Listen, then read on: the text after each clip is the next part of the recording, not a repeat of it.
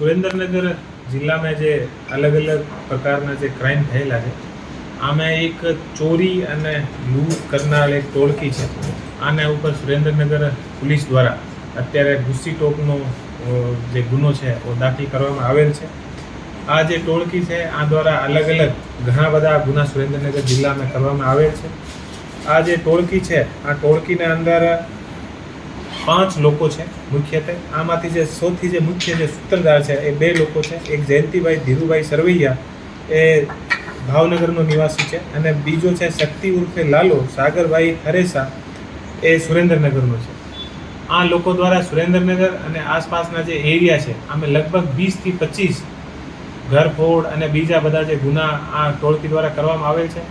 અત્યારે જે આ ટોળકી છે આ ટોળકી વિરુદ્ધ 12 જે મુખ્ય ગુનાઓ છે આ આધારિત ગુસ્સી ટોકનો ગુનો દાખલ કર્યો છે. આમે અત્યારે 3 આરોપી પોલીસ દ્વારા પકડવામાં આવેલ છે. જયંતિભાઈ ધીરુભાઈ સરવૈયાને પોલીસ દ્વારા અત્યારે પકડવામાં આવેલ છે. બીજો આરોપી શક્તિ ઉર્ફે જે લાલો છે આને પણ પોલીસ દ્વારા અત્યારે પકડવામાં આવેલ છે. અને જે ત્રીજો આરોપી છે એ છે ભોળો કેશુભાઈ સરવૈયા, આને પણ પોલીસ દ્વારા અત્યારે પકડવામાં આવેલ છે. અને એક જે આરોપી છે રાકેશ ઉર્ફે પેથાભાઈ સરવૈયા ઓ અત્યારે જેલમાં છે. અને એક આરોપી અત્યારે જે છે ઓ રાહુલભાઈ પેથાભાઈ સરવૈયા ઓ પકડવાનો બાકી છે. ટોટલ આ જે 5 લોકોની ગેંગ જે છે આના ઉપર સુરેન્દ્રનગર પોલીસ દ્વારા એલસીબી અને એસઓજીની ટીમ દ્વારા અને જે એએસપી સુરેન્દ્રનગર જે છે આ દ્વારા તૈયારી કરીને અને ગુસ્સી ટોકનો ગુનો અત્યારે દાખલ કરવામાં આવેલ છે.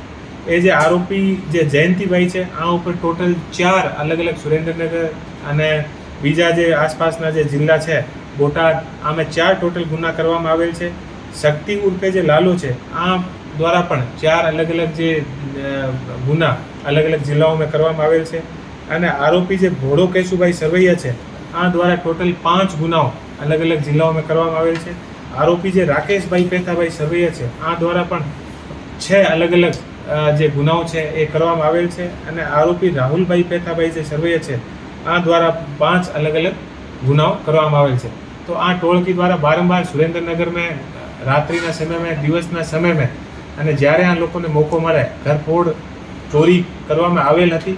અને વારંવાર આ ટોળકી દ્વારા જ્યારે પણ એ લોકો પકડમાં આવે અને પછી છૂટી જાય તો ફરીથી આ કામ ધંધા એ લોકો દ્વારા કરવામાં આવેલ હતો. તો આ ટોળકી ઉપર કંટ્રોલ લેવા માટે અત્યારે જે ગુસ્સી ટોકનો જે કાયદો છે આના હેઠળ આ ટોળકી ઉપર ગુનો દાખલ કરવામાં આવેલ છે. અને 3 આરોપી પોલીસ દ્વારા અત્યારે પકડી પાડેલ છે. એક આરોપી જેલમાં છે અને એક આરોપી પકડવાનું બાકી છે.